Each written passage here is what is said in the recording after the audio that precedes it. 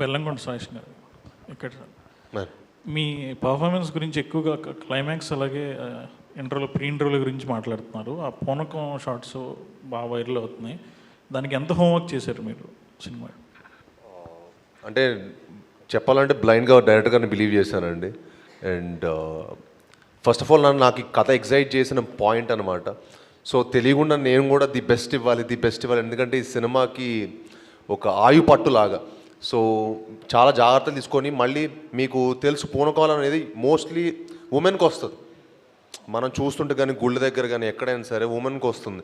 Actually నిన్న నాకు ఒక జర్నలిస్ట్ గారు చాలా మంచి కాంప్లిమెంట్ ఇచ్చారు. సార్ మామూలుగా పూనకం అనేది లేడీస్కి వస్తుంది, కానీ మీరు చేస్తే అది చాలా బిలీవబిలిటీగా ఉండింది. అండ్ అంత ఈజీ కాదు, చాలా ఛాలెంజింగ్గా తీసుకున్నట్టున్నారు మీరు. ఎందుకంటే చాలా కత్తుపేద సాధనలాగా అండి. ఏంటంటే అది వెరీ ఛాలెంజింగ్. అటు వెళ్ళకూడదు, ఓవర్పడకూడదు, అటు తక్కువ అవ్వద్దు.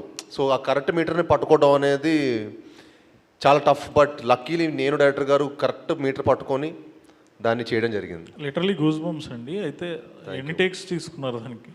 థ్యాంక్ యూ అండి. నాకు అంత గుర్తులేదండి డైరెక్టర్ గారికి మోస్ట్లీ.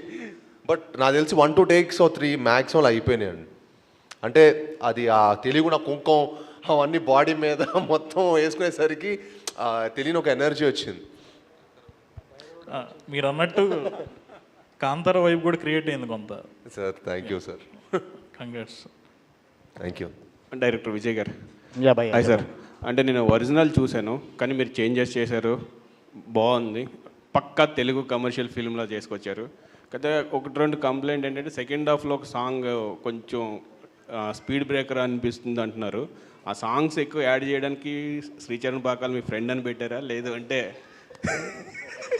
అలానే సినిమా కమర్షియాలిటీ కోసం ఇచ్చారు? అంటే ఫస్ట్ కథ వచ్చినప్పుడు అసలు అంటే శ్రీచరణ్ పాకాల కాదు, అంటే మా ప్రొడ్యూసర్స్ హీరో కూడా ఎప్పుడు అడగలేదు నన్ను ఒక సాంగ్ ఏదైనా పెడదామని.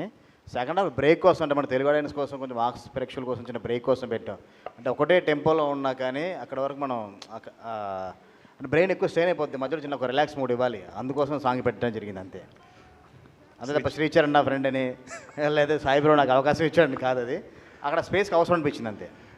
శ్రీచరణ్ గారు చాలా తప్పుతారు sir. First of all congrats అండి, చాలా బాగుంది. Thank you. అంటే మీరు మీకు కాదు అంటే ఫస్ట్ టైం ఒక మాస్ సాంగ్ ఇచ్చాడు, ఒక సెట్ సాంగ్.